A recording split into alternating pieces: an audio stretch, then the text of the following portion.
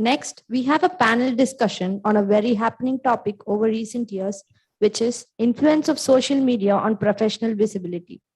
To introduce the panelists for the discussion, we humbly call upon the moderator, Ms. Shai Venkatraman, Director of Strategic Communications and Operations at Footprint Global Communications, New Delhi. She's a former NDTV Bureau Chief and has over 25 years of experience in print, television, and the web. She's a recipient of the Women's Edition, a fellowship from USAID's Population Reference Bureau, and was awarded the UNFPA Ladley Award for the Best Documentary in 2012. In addition to anchoring on NDTV, she has also hosted interview sessions at the Tata Lit Live Festival. You can take over, ma'am. Thank you, Lipika, for that introduction. And yes, indeed, it's a very happening topic. And I'm also very happy today to be joined by very esteemed panelist speakers. Before I introduce them to all of you, let's just talk about it a little. The topic of today's webinar is influence of social media on professional visibility. And it's a very relevant, happening and timely one, given the important role social media networks are playing today in promoting successes, networking, building collaborations, and this is true even in the personal and professional space in both, and particularly in the post-pandemic scenario. We do see the social media increasingly used by professionals in the academia, industry, across various fields for disseminating research, brainstorming, etc. So how can one use this effectively in a way to share our achievements, and at the same time, how does one handle the dangers that come with it? And there are many. There's abuse, there's trolling, and there's also, in fact, an addiction perhaps to constantly tracking what is being said, or what, where your words are being shared, or what is being said about you. So how does one use social media networks in a way that is responsible and avoid these pitfalls, really? So those are some of the focus areas we're going to be talking about. And I'm joined today by panelist speakers from different areas of expertise. So let me just quickly go across and introduce all of them. First off, let me start with Neelima Vobugari, who's a seasoned entrepreneur with extensive IT experience of over 20 years. Neelima is a certified data scientist with a degree in data science from Johns Hopkins University, Maryland. Entrepreneurial stint is focused on consulting and training in the area of data science, AI, and related technologies. Neelima is currently CEO of Tarah Technologies, which is a marquee AI and machine learning competency and consulting firm. Welcome, Neelima, to the show. My other speaker, the next speaker I'm introducing, is Dr. Cigdem Sengul. Dr. Cigdem has over 10 years of experience, really, in research and development in mobile and wireless networks in both academia and industry. She has been working on standards for building privacy and trust in the Internet of Things during her time at Nominet as a senior researcher. Between 2012 and 2015, Cigdem worked as a senior lecturer at Oxford Brookes University, and her work has been published in over 50 journals and conference publications. She's a passionate advocate of increasing diversity awareness in computing, and is the communication and outreach chair of ACM Women Europe. My third speaker today is Meena Mahajan, a professor in the Theoretical Computer Science Group at the Institute of Mathematical Sciences in Chennai.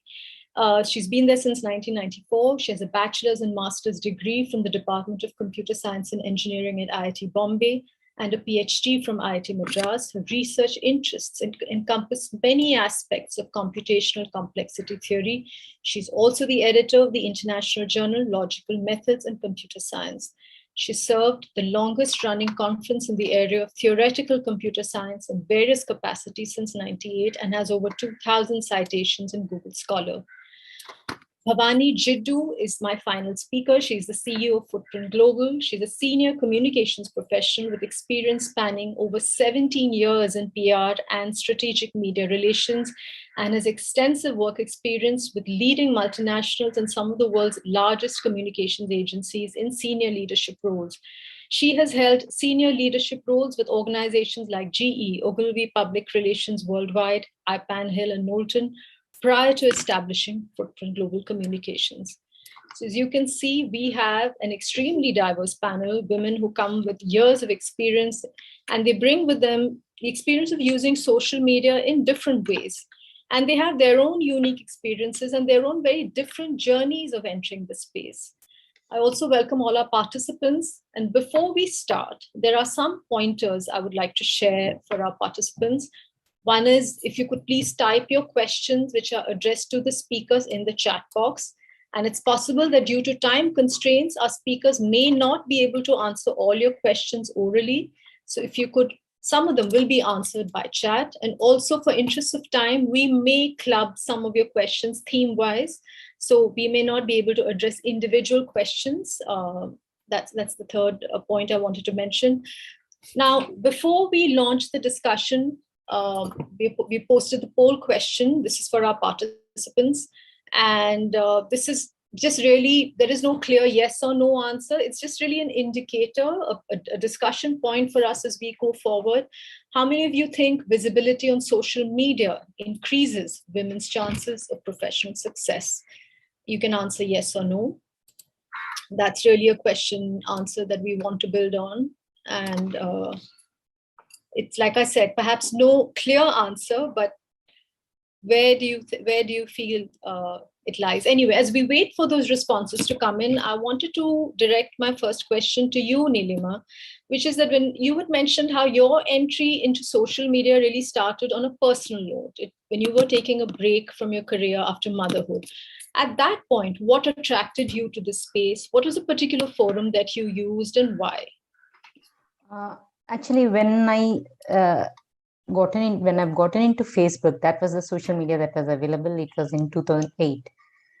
My first baby was born in 2004, and I took a 2-year break. I was working for IBM. Fortunately, they were happy with my performance, and they gave me a re-entry into IBM. And then my next baby was born in 2008.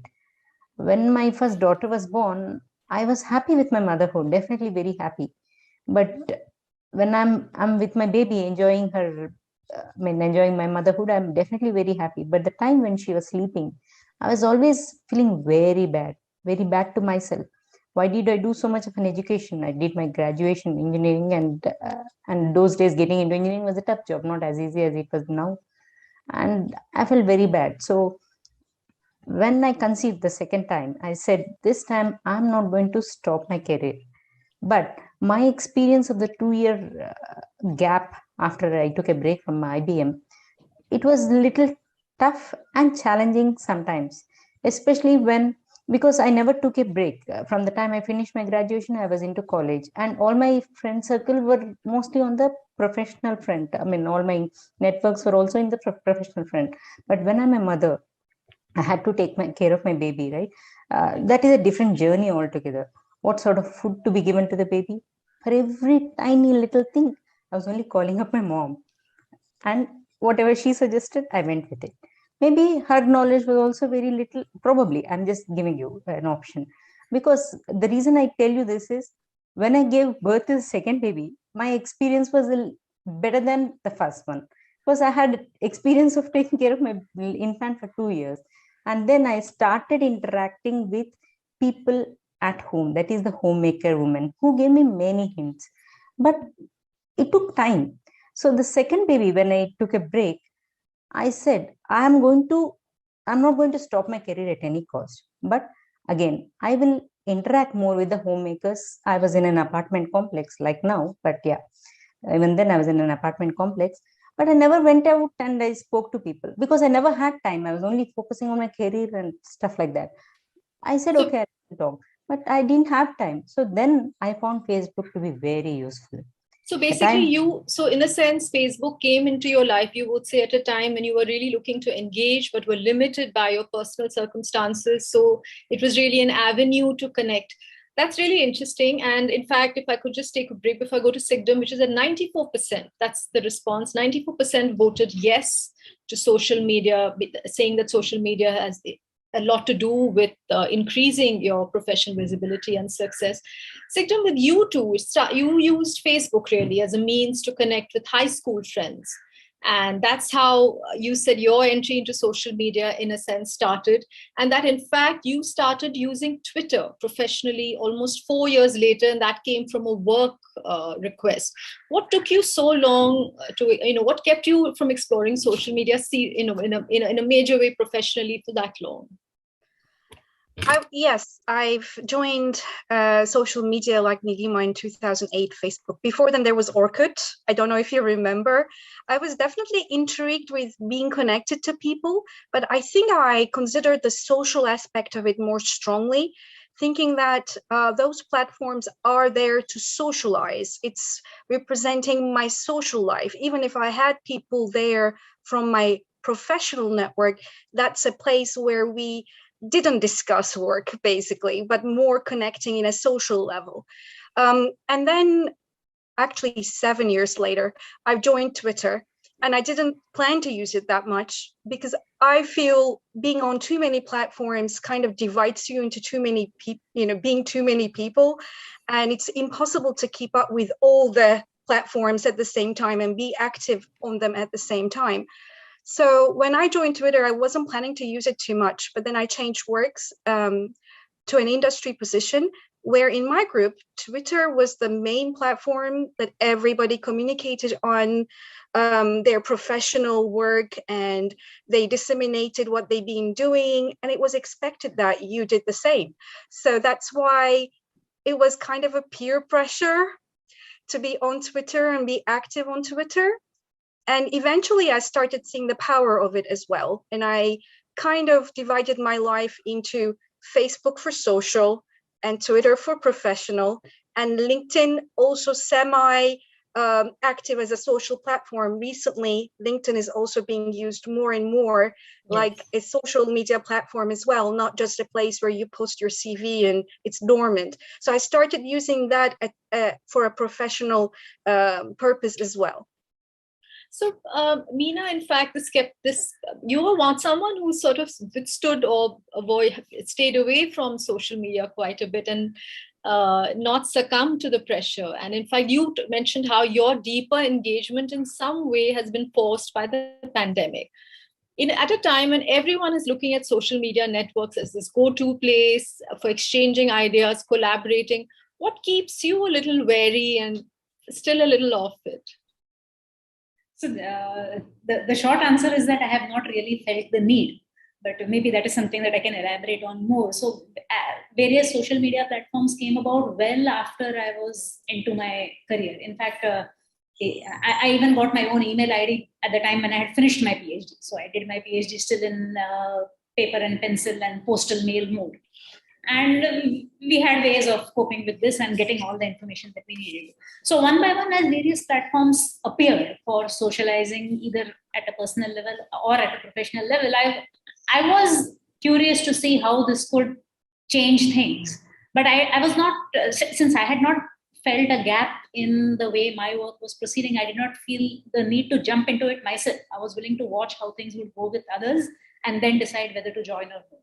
With email, it was almost immediately very clear you cannot do without email. I remember I'm talking about the 90s. Now this is not a question, right? Yeah.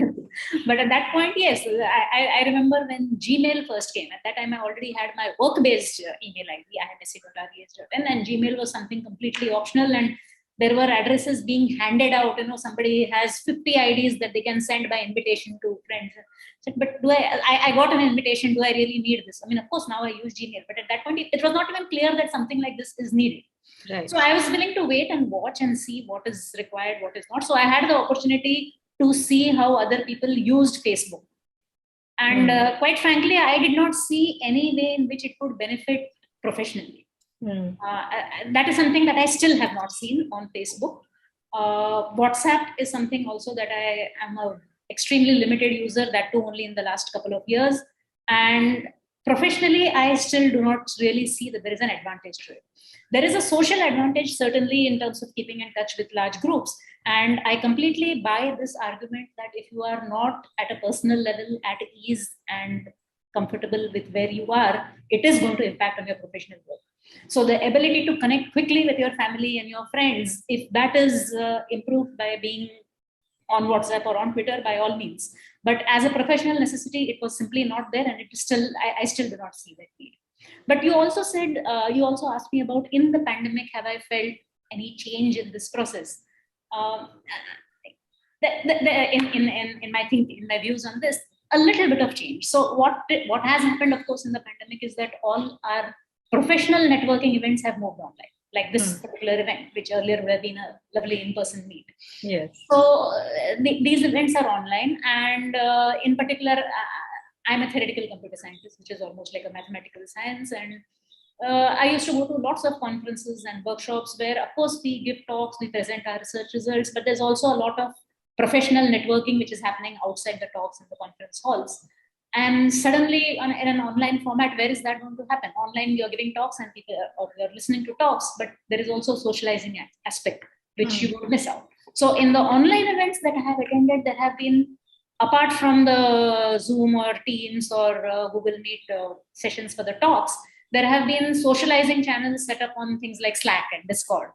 And I did use those channels to some extent. I did find it moderately useful. I mean, this is still only 2 years, in the scale of the period that we're talking about. It is not that large a data set. I don't think my work would suffer particularly if I were not on those channels either. But at the same time, I do not see that it is a distraction. I'm willing to be there, and it's a channel devoted to a specific event. It's there for a short period of time, 1 month, 2 months, and then it dies a natural death. Yes. Bhavani, you are someone in the communications field, and one thing I've noticed about your social media presence is you're very comfortable using it. You use it both professionally and personally very well. You use it to talk about food, use it to talk about films. When did your journey on social media start? Which platform did you opt for first, and what made you go there? Thank you. Thank you for having me on this panel. I'm the only non-IT technical person on this panel, so it's a privilege to be here amongst all of you. See, as a communications person, my journey with social media started way back when social media started emerging in the universe. So I was quick to adopt to social media in the early 2000s itself. Much before Facebook, Orkut, and all of that came up, there was a very nice networking platform for low budget travelers, especially for international backpackers. And I was living on very low budget in my mid-career, and therefore I used to go backpacking to several Southeast Asian, Australia kind of places.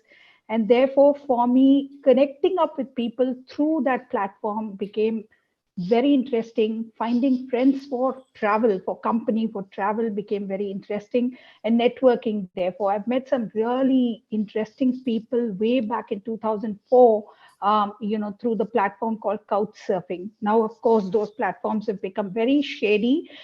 Would I go and do that again at this age and time? I would think twice about it. But in those days, I've met very interesting people from across the world.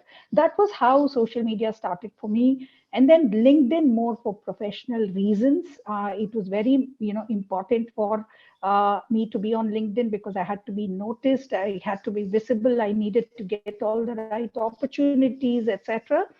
And then I joined this international corporate where they had these international social media platforms for employee engagement, and therefore I needed to be on it. And since I was a communications person, I needed to develop programs for internal employee engagement through those social media platforms. And that's from where actually my professional journey of using social media started.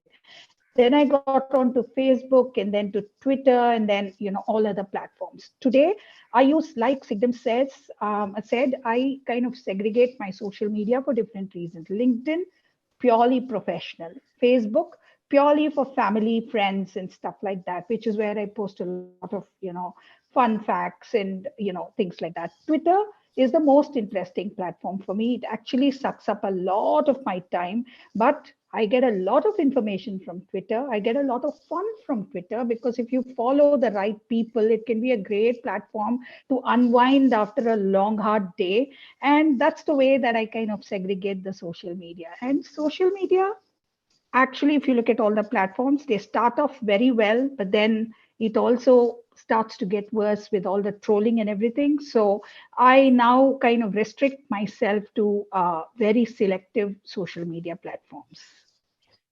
Thank you. So that's a really different reasons in some ways for all of you, which drew you to social media, to make a personal connection perhaps, or in some way for travel. So thank you for sharing that. So Cigdem, I wanted to come to you and ask you, what was the aha moment for you when you realized how effective social media platforms could be in terms of creating an impact professionally or personally, or for a cause that perhaps you were, supporting? Was there a moment when it came to you that, wow? I'll give an example from my personal use. I also use social media for the ACM Women in Europe communications. And there, I always have my, I'm always happy to see how many women are following and learning from us and how we kind of managed to get a community there. But my personal aha moment was when as I said, I started using Twitter effectively when I joined a company. And then with that company, we were creating a book that uses these small computing platforms called microbits to teach computer networking to very young learners, children. We did this book for free, and it was mostly disseminated around Twitter, like we have this book as a free resource, etc. And then there came a conference called BETS where we had a kind of a booth where, the book was there. And I was approached by people from Latin America who were using my book with their students. And there were people who were from Romania who translated the book because it was open source to their language. And I wasn't even aware how far we were reaching into different parts of the world. And that was kind of my aha moment, where I posted something in Twitter, it got amplified by my other followers, and you don't even realize how far you're reaching and how far you're making an impact, basically. Neelima, you started using Facebook as a means of connecting at a time when you were taking a break. But now as a women entrepreneur, how has social media become a boon for you? Do you think it has helped amplify your voice, your work? How has it changed you as a professional? Definitely yes, a big yes for that. I reach out to people only through social media. I have multiple lessons planned on AI and ML. We do consultancy in artificial intelligence and machine learning. And I have small snippets of video which I publish very frequently on Instagram. Okay. But on YouTube also I have channels. And then I publish it to people. So that, and every now and then there are, especially the students who contact me, they ask me for many doubts. There are people whom I've mentored online. I've never met them too. And this is very interesting because I'm very happy when I see that there is a student, a child who is benefiting from my knowledge and he or she lands up in a job. Sometimes I give them the offer, but many times they also land up in other companies. And it is very interesting. If you have heard about Quora, Quora. Yes. Yeah, I'm an active participant on Quora where I clear doubts on machine learning and artificial intelligence. Well, in the recent past, I didn't do much because of some reasons, but I was like one of the prominent people who answered questions on AI and ML. And I was very happy when people liked my post, and some people even asked me personal questions. So that way I feel very contented that I'm justifying my knowledge or my expertise. And if I have to answer a similar question as Cigdem said, one day a woman from London, one of my friends who is also a woman entrepreneur into digital marketing, she had posted some about one of the women entrepreneur events that happened in London.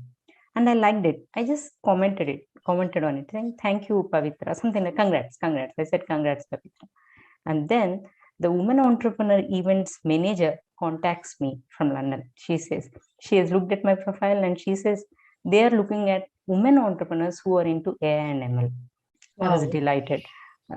That is the way the world is, very small, right? I've never met her. It's an indirect connect. And now I don't think there is anything that is impossible. Only thing that is needed is the focus and the determination for you to do that. Yeah, things like trolling and stuff like that go on, but Absolutely. I'm thinking if for a young woman who were to see people like you, for instance, in social media, it would be such an empowering, to see people like you, all of you across different spaces, speaking up and voicing your opinions. It's really quite an empowering symbol. Bhavani, as someone who's in the business of communications, as an entrepreneur, you've sort of done the entire spectrum of networking, so networking tools or networking modes and mediums. What about social media to you is so powerful? What are the advantages you feel it has over the more traditionally used uh, forums for networking, for instance?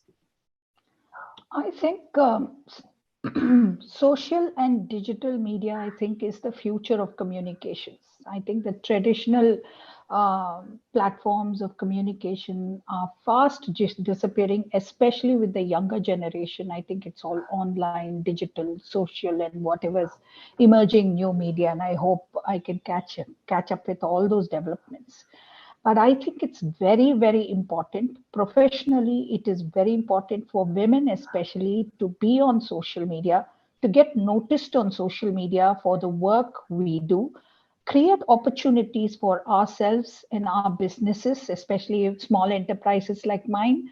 Speak out for each other. I think social media is a good place and can also be a really bad place where trolling, especially abuse of women, is concerned. So I think it's important that we form a community, speak out for each other, network with each other, form a sort of a sisterhood also, so that I think we are all allies. We all can become allies for each other online, even if we do not know each other, personally offline. And women should encourage more women in the online platforms, in online communities, to identify opportunities for each other. That is what I think is the power of social media. We have to come together on social media as a community of women. That is important, according to me. Yeah, and bring about a policy change, maybe at a government level. Yeah, that is possible, right? Yeah. Meena, if I could come to you, you talked about how, in a sense, in the post-pandemic scenario, you have, in some ways, you're looking at social media more than you perhaps did earlier. Where have you found social media to be useful? I'm not saying that it's terribly more useful than other forms, but where do you see some of the advantages? Do you see it, in a sense, as a place for, you do have a lot of young people. We talk about not enough young women or not enough girls going for STEM. Do you see this as a space where people like yourself, when they talk about their work, or you see someone, who has studied and gone this far and is pursuing something which is cutting edge, which is latest, which is, which is relevant? Do you see this as a medium to inspire, to talk about your work, to collaborate? So it's not very clear to me where we are making the distinction between the use of social media and having a presence on the internet. So in particular, this last point that you mentioned, that it's very important for women who are in STEM and who are doing well in STEM to be visible, for young girls to even consider a career in STEM in the future. And one of the best ways of visibility at this level is not where you're giving research talks and conferences, but where you're giving popular talks, simply trying to communicate how exciting is the work that you are doing. Now, so I have also given a fair number of such talks. And these talks have been organized by various fora, and the fora who organize them, they are on social media. They are putting out tweets or messages announcing this. And I'm sure that is contributing immensely to getting a wider reach. Absolutely. Subsequently, these talks, the videos are there. They are on YouTube and under various channels, so anybody can go and see them. But to bring them to the notice of people, there are these, so I would think of certain Twitter accounts as wonderful curated feeds of resources that we could point young women to. Right? Yes. So now this is the use I think of as it's very useful as a consumer of social media. So there's a thing about putting out content, and there is consuming content. About now, what you're taking, yeah. Yes. Yeah. So I'm not putting out content on Twitter or Instagram, on Facebook. I do read other people's posts on various blogs. But I don't feel moved to write a blog myself. But so there are different kinds of advantages that could be got in as a consumer and as somebody who puts in content. In terms of science communication and science outreach, I think it is extremely useful to be able to reach a large audience by using whatever means possible, in particular in social media. So one important point that all of you have flagged and raised is that you can't really ignore the very real and substantial threat of gender-based violence, abuse, trolling that comes with this increased social media visibility. Often you perhaps in the early days don't know what to use it, how to use it, the nature of your work, your profile, all of this can really leave you very open to abuse. And in fact, I wanted to refer to some studies. We have a 2021 study from the Economist Intelligence Unit, which talks about how but more than a third of women worldwide have experienced abuse online. And this has risen to almost half for younger women. And earlier this year, we had a leading news portal which published a report of a list of women journalists in India who've received over 1 million abusive tweets over 5 months. So the report calls the internet a double-edged sword for women. And on the other hand, it says while it provides vital spaces for women for expression and opportunity, it's increasingly a vector for abusers targeting women. And the figures are quite high. I mean, overall prevalence of online violence against women globally is 85%.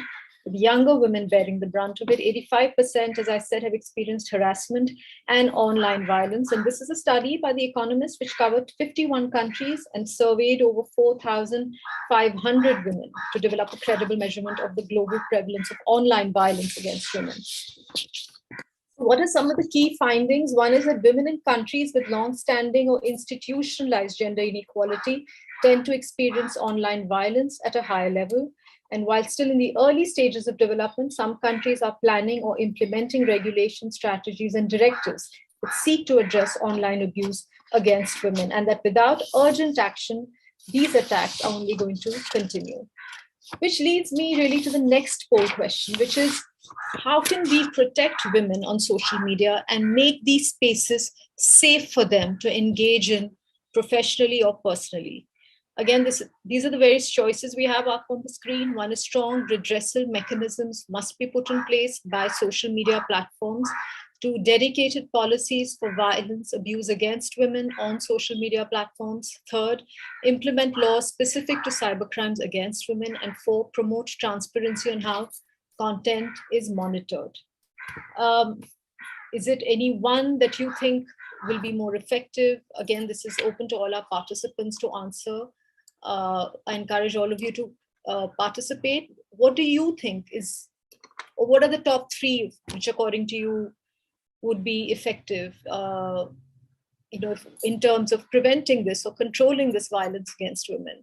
For Cigdem, as someone who enjoys social media and you use multiple platforms, does the threat of online abuse or violence in any way, has it affected you? Is it something that concerns you? You've done work in privacy research here. If you could also talk about that. I'm aware of what's happening. I haven't personally experienced it, but I think with the use of social media, I quickly converged to using it a little bit more, maybe conservatively, probably because of my own nature, my own personality. So very quickly after my Facebook contacts reached 300, I decided to do a cleanse, because there is a theory that you cannot have meaningful relationships with more than 150 people. 300 connections in Facebook means that I'm not having meaningful relationships with half of them. So I did a cleanse, really. I removed people that I don't necessarily keep in contact with. I kind of maintain a smaller circle. I don't make myself discoverable to more than 2 hops of my network, so that not everybody can add me to their friendship circles, etc. So I do have a more conservative style, but it's my own personality. I'm not saying every woman should follow these. For Twitter, for instance, I don't allow DMs if I haven't followed that person. And I follow people or I accept connections in LinkedIn if I have at least met this person once in physical life. I kind of relaxed a little bit my criteria, but I kind of maintain this so that I do have genuine relationships and genuine contacts in my network in all of the social media. And I think that kind of limits the potential issues that I might face in those platforms. Now, while I do this, I definitely am not an advocate of everybody, women should be more careful and etc. I'm more saying that the onus should not be on women. There should be more mechanisms, policies, and laws against, abuse, digital abuse. And we shouldn't be just dehumanizing the platforms just because we don't see or physically interact with people. That doesn't make them less human, right? They're still human beings, and we should be acting accordingly in those platforms as well. So that's how I feel about it, basically.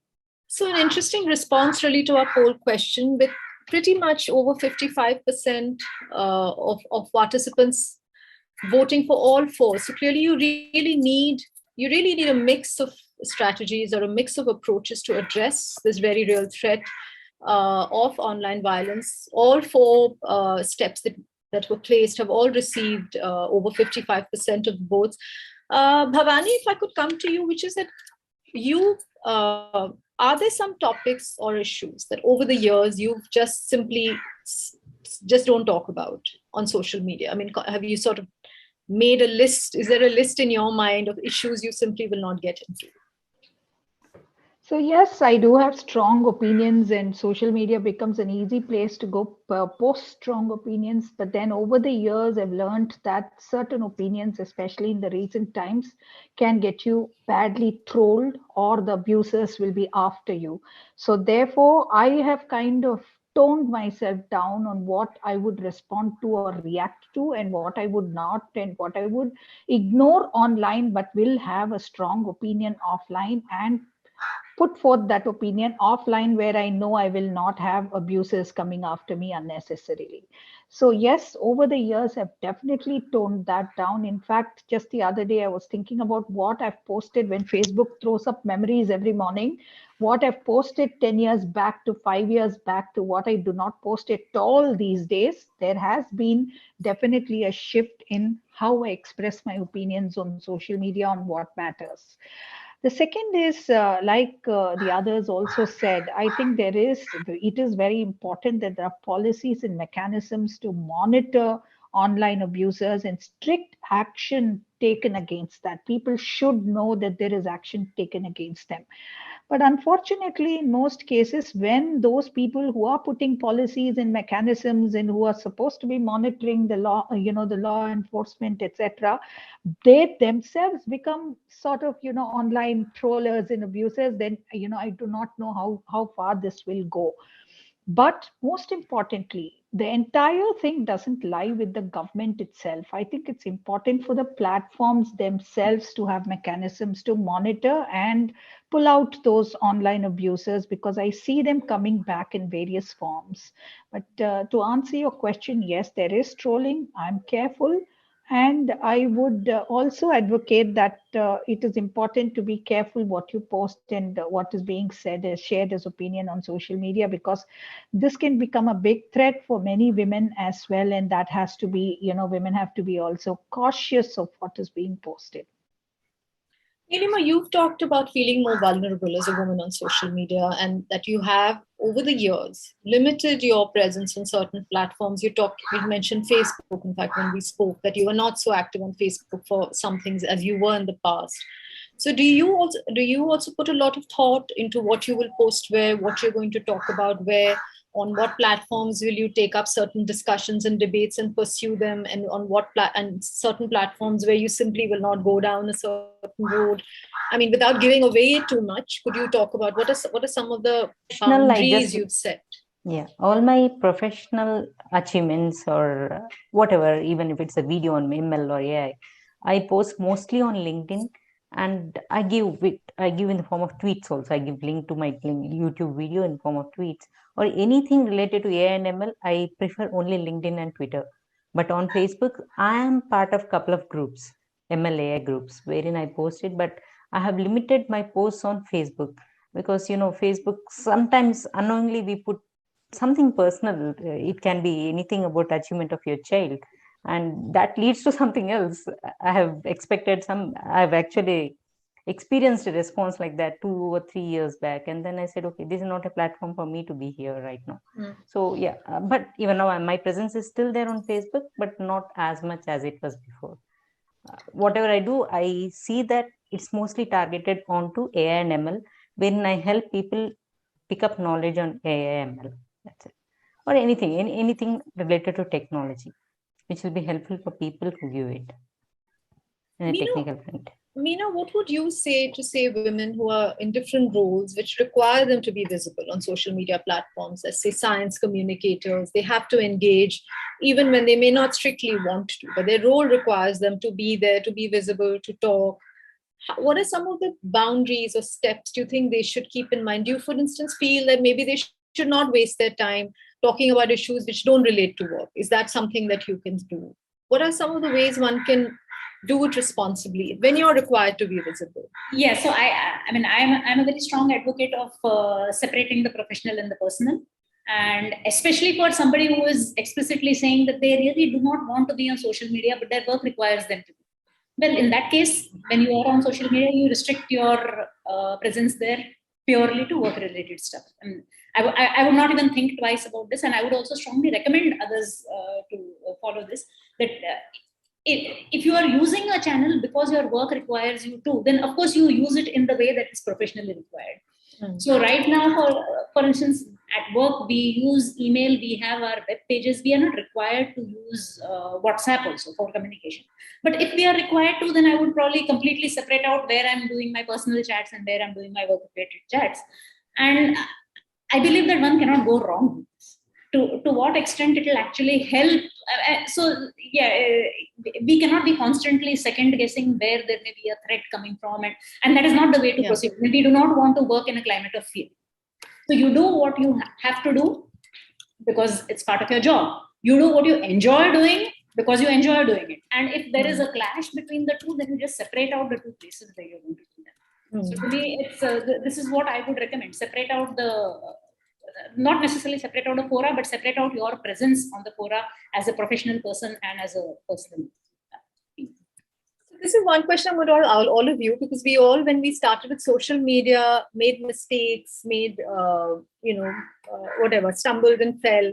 What are some of the, without giving away too much, what are some of the things that you've learned over the years? What are some of the things you did initially that you perhaps said, oh, this is not somewhere I'm going to go down? What are some of the things that you did which really worked for you and you said, okay, I'm going to continue doing this? These are just learnings for people, especially young women who are sort of starting their careers. What are some of your steps? If I could start with you, Cigdem. While you think about this, I wanted to ask all participants to please pose their questions in the chat box so we can ask our panelists to respond. There was no one critical incident that led me to do a change, but I noticed that what I have started converging to was, again, indeed the segregation of the professional and personal networks and not wanting to mix them. It was a feeling, basically, what was my comfort level in using those platforms.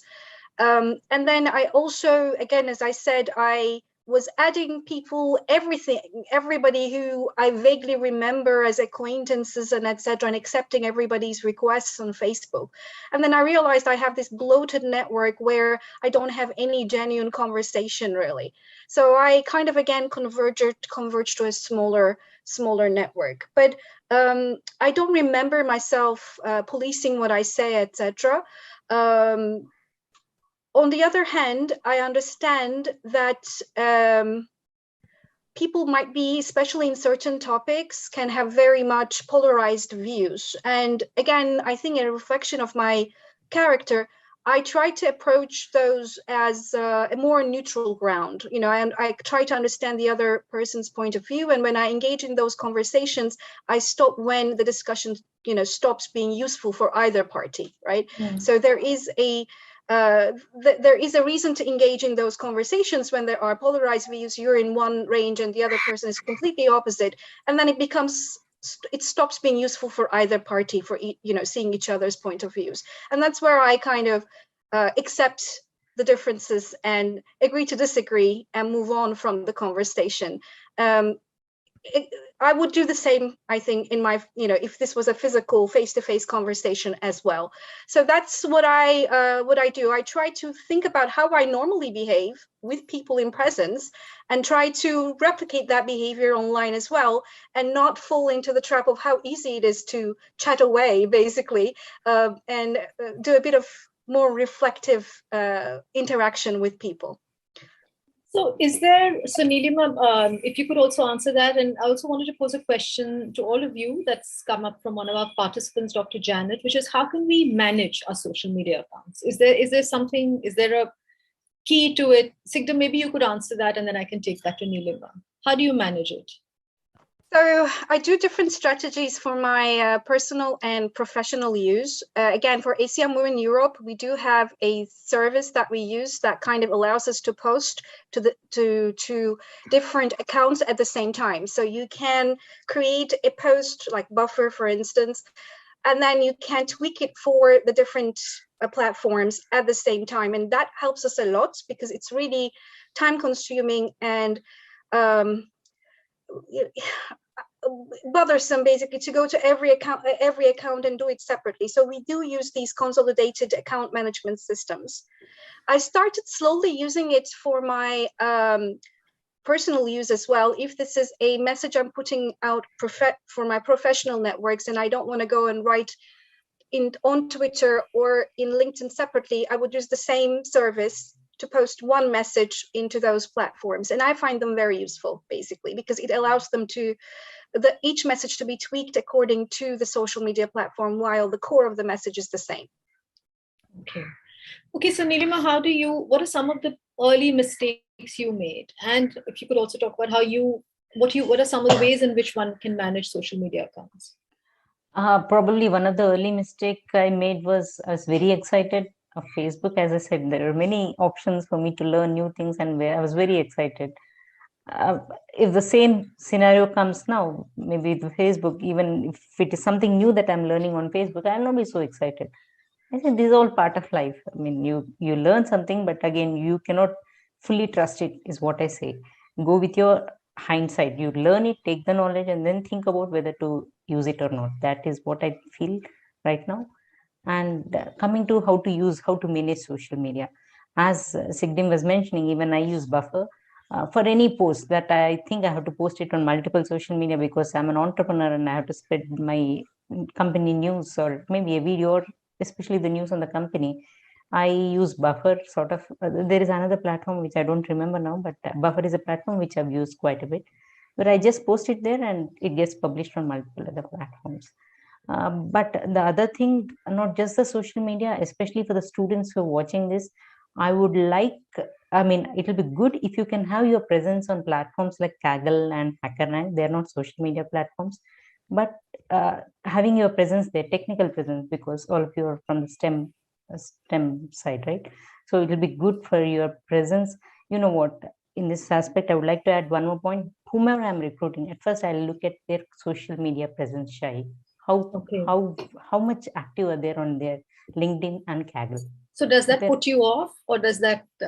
How do you react to that? I like it. See, you should not be. See, if not social media, let's say you go to a party. If you're aloof on one side, it's like social media, right? Going to a party where thousands of people are there. Is it that if you go and talk to some person, you will be vulnerable to attacks? No, it is possible, but that doesn't mean that you should not go on. There should be some limitations set everywhere, whether it's a physical presence or the social media, virtual presence. That is what I believe. And as you were also saying, and many of the panelists said, I will not post everything, each and everything on social media. I have a limitation. Whatever I like, maybe sometimes I post, sometimes I think about it, whether to post it or not. Even if I post it in a very diplomatic way. Yeah. So, Meena, do you think that were there some mistakes that you made perhaps in the early days, or that led you to feel that, okay, these are certain issues I'll never pick up? And I know you're not that active, but is there a system of management for you when it comes to social media? No, I don't think I can add anything here. I'm not active on social media and I'm not putting out content. And a lot of these questions are to the putting out content, not reading or not with consumption. Okay, Bhavani, I wanted to ask you that question as well, which is how do you have a system for managing your social media accounts? And two, would you also check out potential employees on social media, and do you use it to pick up certain inputs about them, or does that decide the way you sort of screen them in a sense on social media? Okay, yeah. Mistake, I wouldn't qualify those as mistakes, but then I was a late starter on social media for business, and that I think, I'm correcting that very quickly now. We started late and we are catching up there. And that I see, if I had started 5 years earlier or, 7, 8 years earlier, we would have been at par with many of the other smaller enterprises in this profession. In terms of do I check out social media of people I recruit? Yes, normally the moment I get a CV which is interesting, I go and check where are they on social media. Especially, I don't look at Facebook because that's very personal, but I look at Twitter or LinkedIn to see what are they posting on Twitter and LinkedIn. Is it relevant to the professional, area of work that they're doing, and how interesting is that, and how well have they understood social media, especially if I'm hiring somebody for a role that requires social media as a deliverable, for example, in that role. Yes, then I do, and I look at it. But mostly the professional platforms, not the personal platforms. Facebook's become a very personal platform now, or an Instagram, for example. I don't go check out all that. Doesn't interest me. Dr. Meena, there's a question for you, which is how do you curate your consumption in general, social media or otherwise, books, papers, blogs? Yeah, this is given the volume. Yeah.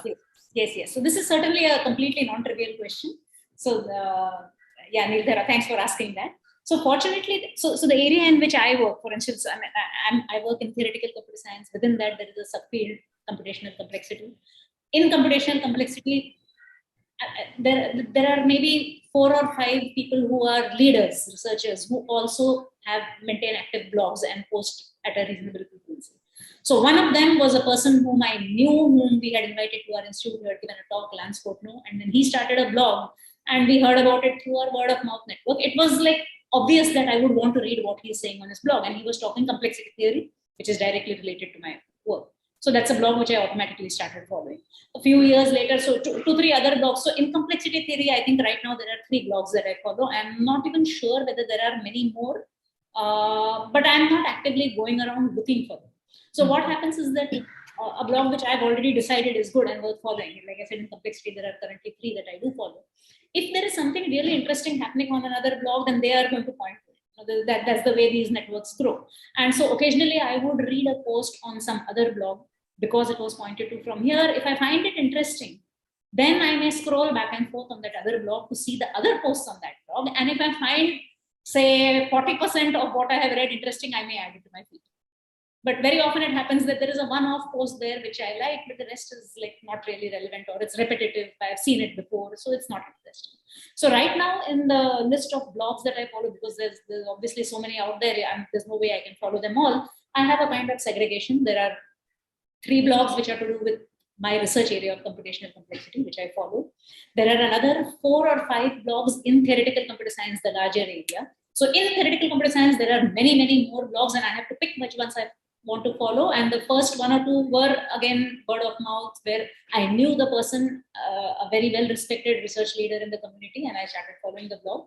And a couple more got added. So there are maybe 5 such theoretical computer science blogs that I follow. There are 2 blogs that I do follow which are about academia, but not necessarily computer science or theoretical computer science. And in particular, there was this absolutely outstanding blog, which I really regret that it has now shut down, a blog by a female science professor. And it's the blog, the old archived blog posts are still out there, and they're a wonderful resource for women in STEM who have already chosen this career and who are in particular in academia, in science. Because it talks about science, it talks about the excitement in science, the difficulties in doing science, and in particular about the gender-based differences in perspective, which are both positives and negatives. So she has a very nice way of putting together multiple views. I really enjoyed that blog. For whatever reasons, she has shut it down. There's another blog on a similar vein, which is again a woman science professor. I think it's called XY Academics, and that's one of the blogs that I do follow.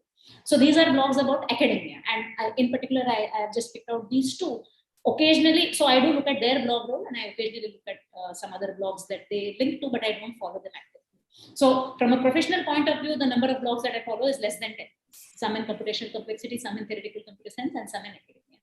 From the personal point of view, there are some blogs that I do follow. For instance, blogs which talk about fiction, because I do not like reading on the digital media. I don't read on Kindle, but I read paper, and then I love to read book reviews to help me to pick out which books I want to write. Those book reviews I am willing to read digitally, even though the book has to be in my hand as a book. So there are certain blogs which have very interesting discussions about books and perspectives of the author and the reader. How did I actually come to them? The question is really, how did I curate for this? The blogs that I follow are not of people whom I have actually met. So it is not that, I first, the person whom I know and then I got onto it. So, I think I would be hard pressed to even figure out how I got onto someone. So I think it's just a curious accident that there are these 4 or 5 blogs on literature and fiction that I follow that I really enjoy reading. There are another 2 or 3 blogs that I follow about music. And that is about it. So in my regular, there are 2 blogs on humor, which are cartoons that I follow. So I think my total blog list blogs that I follow on a regular basis is less than 20.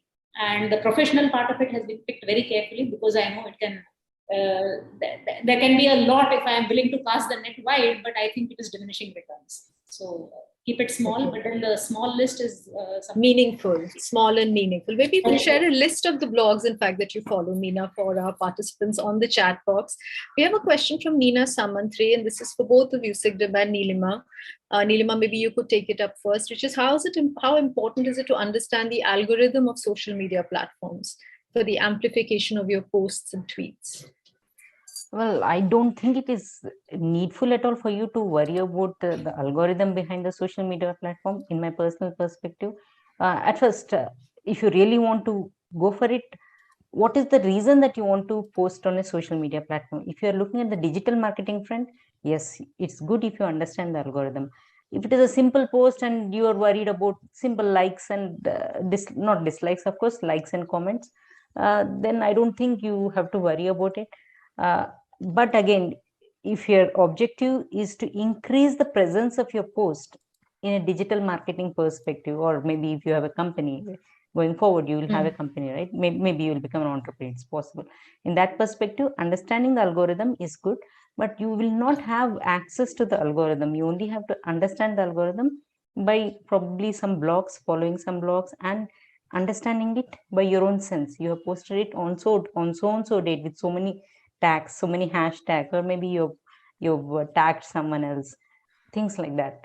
But otherwise, if you're just doing it for the sake of some Facebook post, some personal matter, you put it on Facebook post and you want more likes and more comments, I wouldn't advise you to spend more time on that personally. But if you want to understand it, again, it's a trial and error method. You can follow many blogs are there. Cigdem, would you like to comment on that? Did you make an effort? Was it important for you to understand algorithms, etc.? Did you make an effort to go down that route? Or neither for ACM Women Europe nor for my personal use, I didn't, and I agree with Neelima as well. I'm just thinking whether we should have, but our strategy was organic growth, and slow growth was acceptable to us. So we didn't really try to understand or tweak. Though some platforms nowadays give you the opportunity, but paid, to boost your posts and tweets and etc. And I guess if you are really thinking about that, maybe you might explore really big growth in a very fast period. Then you might explore those additional things. One thing that I use is analytics, though. So both Facebook or Twitter, I look at the analytics and see how our posts are reaching out, and try to see what is popular, what gets people's attention. And eventually what we've learned as a lesson is that the more authentic your message is, the more you understand your community, the more likes and comments you get. So we decided not to, for instance, retweet that much, or repost things from other groups in our Facebook group, because what our community wanted to hear was news from us specifically, not news from everybody. So actually posting less and providing more authentic messages helped us get better interaction. And that we learned from basically just looking at the analytics and what's getting people attention. Yeah, good point, Cigdem. And added to that, you need to post less and more genuine and your own. Okay, that is very important.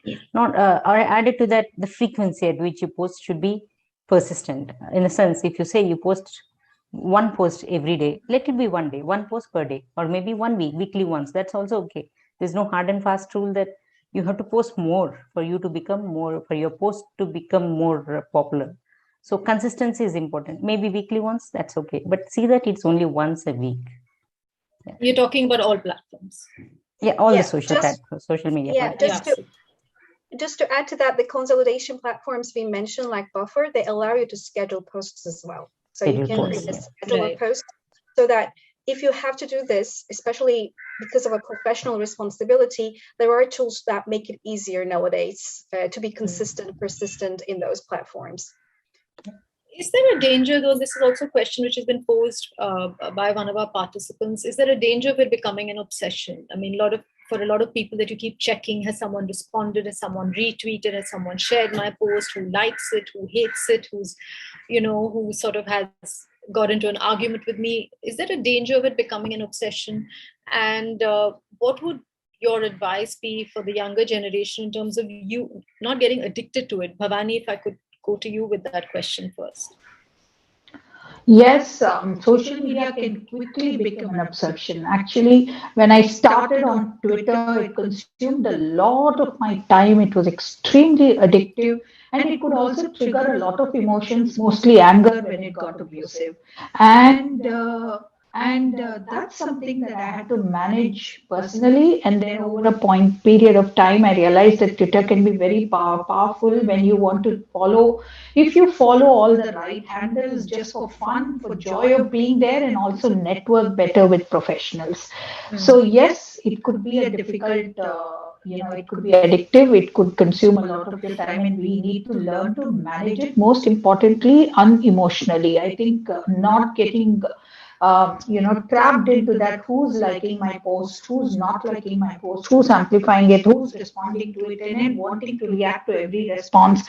I think those should be avoided on social media, because you can get into an emotional trap very quickly. It can get very addictive, and it can be harmful as well. So I think that is something definitely avoidable. Especially for the younger generation, I think it is important to find a balance, use it judiciously, carefully, cautiously, for the best professional and probably personal benefit and visibility. Use it more for professional success and networking, and do not link it to your emotions, I would say. And most importantly, get a life offline as well, because a lot of the younger generation has a life online, but nothing offline at all. And therefore, it's important to get a life offline as well.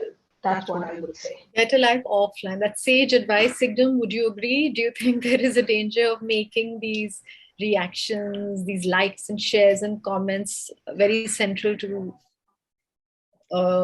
everything?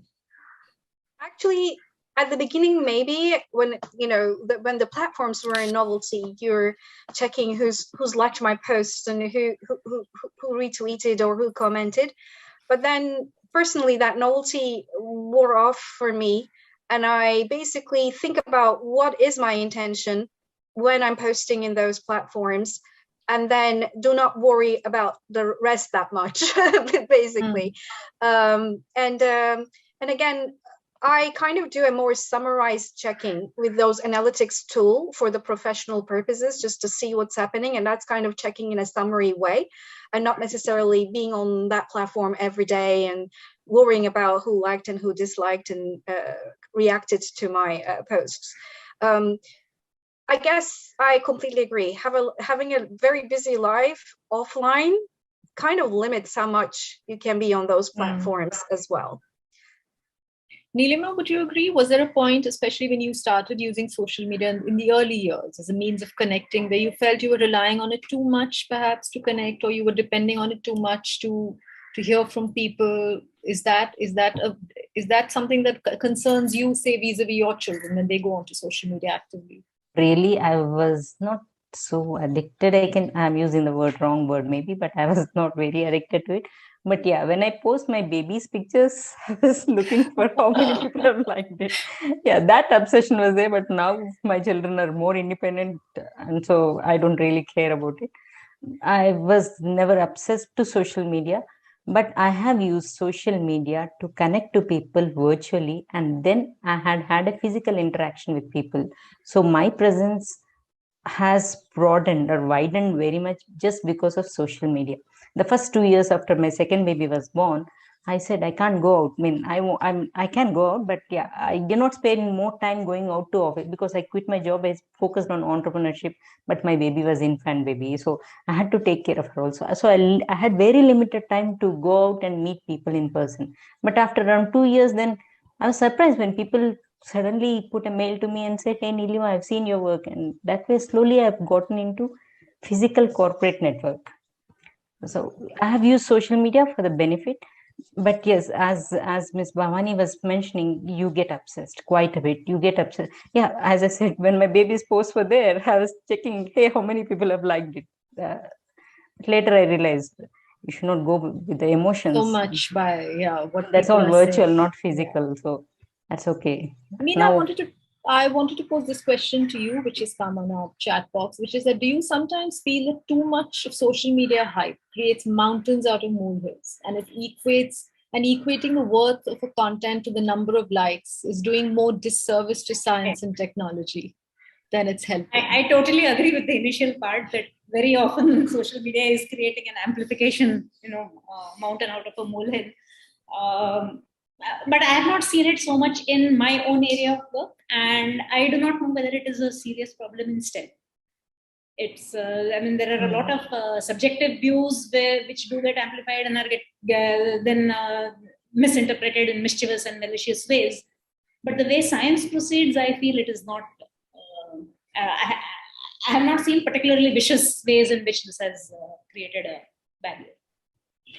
Neelima, this is a question I wanted to put to you, which has come from Shilpa AR, which is that I hope not having an active account or not being a contributor to platforms like LinkedIn is considered different from participation on Kaggle. I understand that being active on platforms like LinkedIn stands a higher chance and visibility for jobs.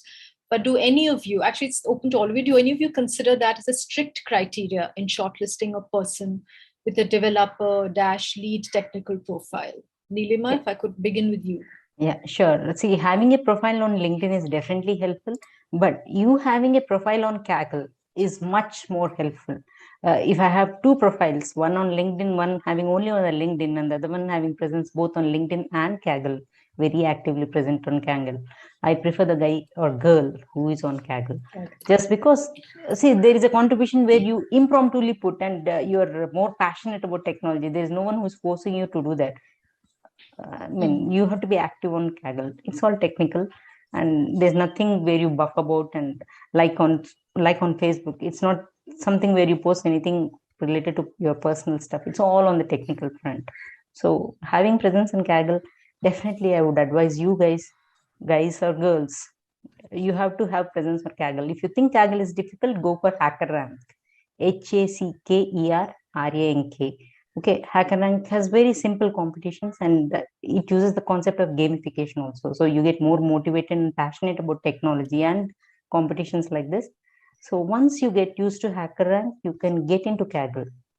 Don't get worried when you see Kaggle, and Kaggle is a platform where competitions are held on artificial intelligence and IoT also. And students may get disheartened because the competitions are very tough and they're worldwide. Sometimes students could get disheartened, but what I would advise is get into HackerRank, just get used to the platform at HackerRank, and then get into Kaggle. Yeah. Would you like to comment on that, Cigdem? I treated these things differently when in academia and in industry. So when we received a CV in industry, I would actually be more interested in the candidate if they had a GitHub account, for instance, and if I could see a code that was put forward by them and see the quality of the code and etc. and the issues and how active they are, because that gives you a very concrete evidence of the abilities of the person as well as what kind of projects they felt worth publishing in such a platform. For academic CVs, I actually go and read the papers and see, you know, whether how the person wrote that paper, what can I learn from that, and that kind of factors into my decision making. So I wouldn't look at social platforms to, you know, to be sure of the person. Sometimes maybe LinkedIn, if I want to see, for instance, they haven't mentioned all their activities, and maybe if I could see a little bit more activities if they shared in another platform. But other than that, no, I wouldn't base my opinions on social media presence in academia. And in industry, I was using GitHub basically to see what code that if they had published. Bhavani, how much of your hiring decisions would depend on, say, how active a person is on social media? Is somebody who's absolutely not present, would that bother you? No, not really. But I would, because communications is a role which is which makes it essential for people to understand digital and social media as well. I would like that person to adopt those social media, digital media platforms after that person comes into that role, to learn and adopt and move on to the newer trends that are emerging in the industry. Somebody who's very hardcore traditional in strategy and thinking may not be able to very quickly adopt to newer technologies and changes in the industry. Therefore, I would urge people to then move on to newer trends and stuff like that. But then that would not change my hiring. That would not influence my hiring decision if I see a strong strategy coming across, you know, from that person. But yes, I would go and check out what they've been, how active they've been on social media and so on. Would someone being very active on social media be a bit of a deterrent for you, Meena? Would you see that as perhaps, you know, a bit of So me not being on social media does not mean that I'm judging those who are on it negatively. Absolutely, it is not a deterrent. In fact, I was waiting to jump in because I wanted to amplify something that Cigdem said, which is, I mean, I am in academia and I can talk about in academic hiring. A social media presence of a candidate would make no difference either positively or negatively to me. I would want to see the candidate's work. I would want to read the papers, perhaps listen to some of the talks that the candidate has given to see, you know, what kind of perspectives, because very often there is a huge difference between the way the ideas are presented in the paper and the talks. So the talks would also be very interesting. But one thing that I have seen happen increasingly in recent times, and I do not know whether it is because there is a social media presence anyway, increasingly more and more research students who seem to be headed for a career in academia are not taking the trouble to maintain to simply maintain a web page, and that is something that I would look at. So I'm not waiting for somebody to actually apply for a job. You know, we are constantly interacting with people in the community. I hear somebody else who's a collaborator or a friend of a collaborator working in a related area who says, I have a student working on this problem. I go and look up the web page of that student, and then that student does not have a web page. This is going to hamper that student's ability to, you know, be a little bit more visible in academic circles. So in academic circles, the standard social media presence really does not matter. But I would say that it is important that people take the trouble to maintain to keep a web page which is maintained up to date. So I should not have to wait for a job application to come to me with the current status of the CV. A continuously updated CV should be available out there. That's so if I could ask all of you, and I'm going to go starting with you, Neelima, is that what according to you are the three top advantages of being on social media and the three biggest disadvantages? And I know there'll be some overlap between all of you, that's all right. But for you, what have been the three big winners? The advantages is getting to know about any topic and every topic in the world.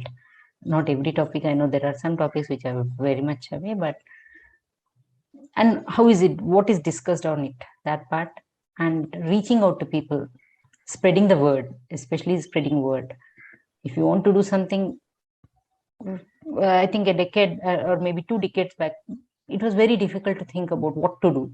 Everything was clueless. But now, being on social media, especially on the social media platforms like LinkedIn, you can spread your word. When I say spread your word, again, I'm looking at spreading my knowledge on technology to thousands and millions of people across the world. That those are the 2 advantages. And third advantage, maybe I have to think about. Disadvantages. What would you say are the biggest disadvantages? The biggest disadvantage is you're prone to be judged by people. And if you're worried about the fact that people will judge you, that is not a platform for you to be there. And the second disadvantage is you should be thick-skinned. Don't worry about what people are saying. Just focus on what you're doing. If your attitude is that, if you're aiming at the target and you want to reach the target without not worrying about the trolls or don't, there are people who put a personal message and comment on stuff that you're doing, right? So if you know how to handle it, then just go for it. Otherwise, that is the biggest disadvantage. And the third advantage come disadvantage is you learn many things. The first time, maybe you feel bad. Second time, you say, oh, these guys, it's okay. There are many people like that who comment. I need to ignore them or I need to block them. Blocking is there, on all the social media platforms. So just block them or maybe change your profile picture. There are ways for everything, right? I mean, if I'm just giving you some, I don't know, some thoughts. Or limit your word. If you're sharing some personal message, limit it to only some particular groups which are very closer to you and they don't judge you, things like that. But otherwise, my personal opinion is just being worried that we are women or we are girls and the world will troll at us. If you start thinking that, Meena ma'am is absolutely incredible, who is working on a very niche topic, and there are very little people across the world who know what that is, right? So there may not be many people like you, and wherever you are, that's great, incredible. Now, if you're talking about something different, in the sense some technology, AI and ML at a very, very 50 feet level, 50,000 feet level, at a strategic point of view, or maybe something about the business, or maybe on the digital marketing front, things like that, very common topics, then, and your goal is to spread the knowledge to people across the world, then I think social media platform is the way to go ahead. And especially these the students who are now probably attending the session, please don't get disheartened by the news that these people have been told. No, there are ways around for everything and anything. Okay. So just don't get disheartened. Please have your presence on social media. If you think you are scared about it, change your name, change your profile picture, have a target. What is the reason that I'm getting into social media? Have a reason specifically mentioned within your mind, maybe. And then if you think it is consuming more of your time, set a time. Let me work on, let me have my presence on social media, not presence, but let me work on LinkedIn, let's say for 30 minutes every day. That's it. After 30 minutes, you're just going to wind up.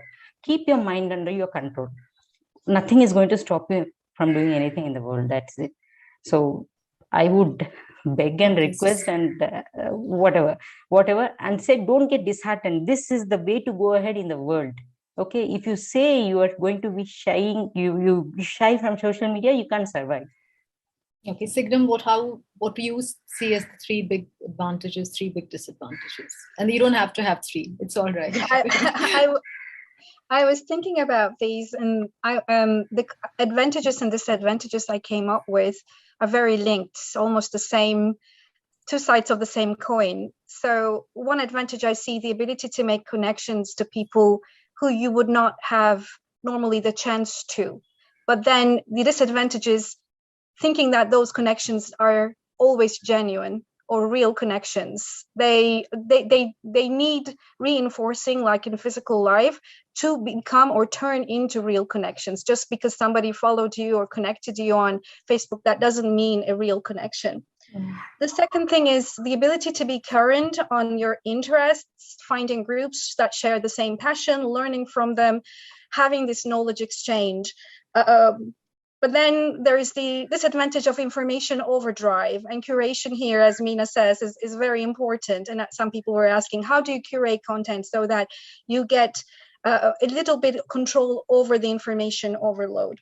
And then the third thing I was thinking of, being able to reach out to different perspectives, or hearing maybe globally the different thoughts about a certain news, or how certain countries or cultures behave towards a certain thing. So COVID was one of the things that affected us globally in different countries and different cultures, and different people thought differently about it, and learning how people differ is interesting. On the other hand, people were asking about algorithms and social media platforms. These platforms kind of tune in what kind of things you discover based on their algorithms, and you slowly converge into bubbles, basically, where what becomes visible to you is a bubble of things that they feel you would be interested or more likely to accept. And getting out of those bubbles might be an interesting challenge in those media platforms. You're in a sort of echo chamber, listening to voices like yourselves. Yes, of course. Yeah. Meena, what do you see as the three advantages and disadvantages? And again, no number limit. Yeah. So like Cigdem said, most of these points they have advantages and disadvantages. But let me still nonetheless list them separately. Advantages. So from a professional point of view, for putting out content, the most obvious advantage is that you're giving more visibility to your work. And for the kind of work that I do, it does not really matter. But I do know that for a whole lot of other work in computer science and in STEM at large, it can really make a difference. So visibility is the number one advantage. The other two advantages are more in terms of consumption of information on social media. So the one big advantage is you get very quick updates. And the second is that you get an awareness of a much wider range of views and perspectives than you could get just through your physical network. So the reach of the social network is just simply much larger than that of the physical network, and having breadth of view in your horizon is an advantage. Is an advantage, yes, of course. But then the flip side, the disadvantage. I mean, exactly starting from this point, the first disadvantage would be that you're getting too much info, too little time to critically digest it and to figure out what is coming from a vicious feedback loop and what can be taken as genuinely representative of what is happening in the world. Right. So that's the disadvantage number one. Disadvantage number two, which is again the same, another way of saying the same thing. It's not just the too much info, but the speed. It's relentless. So this talk they said about the obsession and the addiction. It's relentless, and unless you have the temperament where you can give yourself the space to dissociate from it whenever you want to and whenever you need to, it can overwhelm you. Yeah. That's the second disadvantage. So the third disadvantage is again connected to this, which is that based on individual temperament. So this is not a disadvantage for everybody, but if you already start out with a small bit of insecurity, it can rapidly feed into that. And the last thing we want is somebody who is trying to amplify your insecurity. You want to amplify your security and your confidence. So that is something that you have to be wary of. Very wise messages there from you, Meena. Bhavani, if I could ask you, what do you see as the three advantages and disadvantages? See, the social media, like I said, could be very addictive, and it can become an obsession very fast, and it can therefore consume all your time. So therefore, it's important for you to kind of divide your time, saying from this time to this time, social media, I will be on Twitter to capture news that is happening. So that's how I have kind of segmented my time. My mornings, when I wake up, I get onto Twitter to quickly see what is in the news that I should be aware of today. And that's how I end the day. And I end the day with what is on Twitter that could be joy and fun for me to unwind with and end the day. I do not get caught into unnecessary debates and discussions in politics and stuff like that. The other disadvantage of social media is it could trigger plenty of emotions in you, except fun. Do not let it trigger any other emotion on let social media not trigger any other emotion in you. Fun and joy is the only emotion it should trigger, so follow all the right people.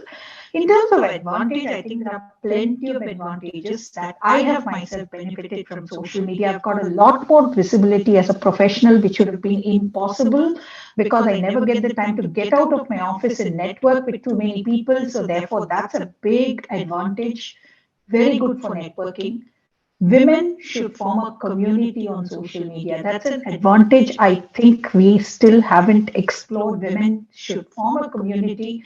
And it is more important to, kind of look at what are those platforms that which could be useful to us and put social media for our use rather than get trapped into social media unnecessarily. So put it to use for yourself and do not get trapped into it are the three things I would say in terms of advantages of social media. It brings the best out of people and can also bring the worst out of people. Dealing emotions from it. And I just want to give one very interesting anecdote because you asked about the aha moment of social media. It was an aha moment for me, made me very emotional and happy, but I didn't get trapped into it, thankfully, is when a very senior politician from a leading political party sent me a direct message on my Twitter saying, "Would you like to join our party?" And I was like, wow.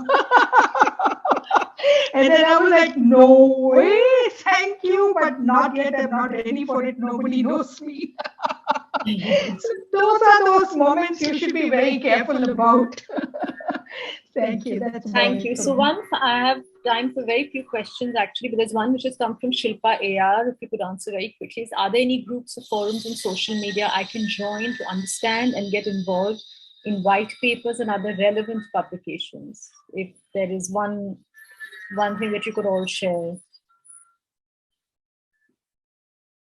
Is there any particular, you can also post it in the chat box. The other thing is, a comment is that one of the first reflexes today before meeting a new person is Googling his or her name. How do you consider this advantage as a disadvantage of social media? Quick answers from all of you. Is this an advantage?